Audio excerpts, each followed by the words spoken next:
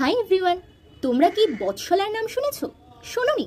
আচ্ছা ঠিক আছে, চলো আজকে আমরা বৎসলার ব্যাপারেই গল্প করি। দেখো, তোমরা তো মাঝে মাঝে খবরে শোনো অনেক জায়গায় হাতিরা আশেপাশের গ্রামে ঢুকে পড়ে এবং সেখানে ঢুকে পড়লে তারা সেখানকার ক্ষেত খামার নষ্ট করে, জঙ্গল নষ্ট করে এবং মানুষের সাথে তাদের যে সংঘর্ষ সেটা অবধারিত হয়ে পড়ে, যেটাকে আমরা ম্যান এলিফ্যান্ট কনফ্লিক্ট বলে থাকি। এবং তখন এই কনফ্লিক্ট কমানোর জন্য নানা রকমের উপায়ে সাহায্য নিতে হয়। কিন্তু দেখো, সব হাতি কিন্তু এরকম হয় না।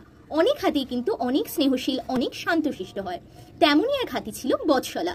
কিন্তু অ্যালাস, রিসেন্টলি মধ্যপ্রদেশের পান্না টাইগার রিজার্ভে এই 109 বছরের বৃদ্ধ হাতিটির মৃত্যু ঘটেছে।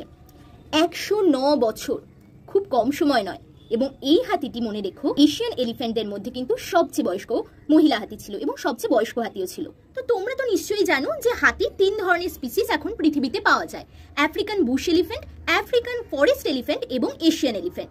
আবার এই এশিয়ান এলিফ্যান্ট এলিফাস ম্যাক্সিমাসদেরও কিন্তু 4টে সাবস্পিসিস রয়েছে: ইন্ডিয়ান, শ্রীলঙ্কান, বোর্নিয়ান অ্যান্ড সুমাত্রান।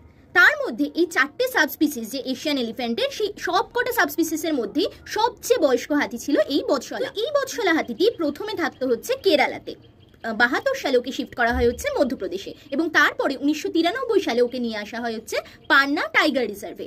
এই পান্না টাইগার রিজার্ভে যেসব হাতি পাওয়া যায় তাদের মধ্যে সবচেয়ে বড় যেহেতু ওই ছিল, তাই ও কিন্তু ওখানকার সমস্ত হাতিদের যে টিম তাকে লিড করতো যখন ও অ্যাক্টিভ ছিল, যখন ওর শরীর ভালো ছিল।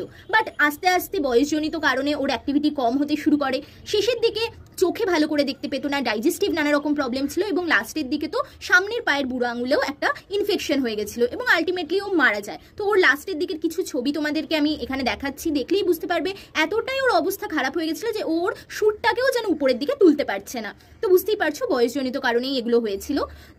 কিন্তু এত কিছু সত্ত্বেও বৎসলা কিন্তু সত্যিই তার নামের সাথে সামঞ্জস্য রেখে খুবই বাৎসল্যপূর্ণ স্নেহশীল একটি হাতি। পান্না রিজার্ভে যে কোনো হাতিদের যখন বাচ্চা হতো তাদের বাচ্চাদেরকে ঠিক যেন নিজের নাতি নাতনির মতোই কেয়ার করতো। তাই এখানকার মাহুতেরা, ফরেস্ট অফিসিয়ালরা ওকে কিন্তু বৎসলা দাদি বলেও ডেকে থাকতো। তো এই হাতির গল্প শুনে তোমাদের কেমন লাগলো নিচে কমেন্ট সেকশনে লিখে জানাতে ভুলো না। Thanks for watching and happy learning.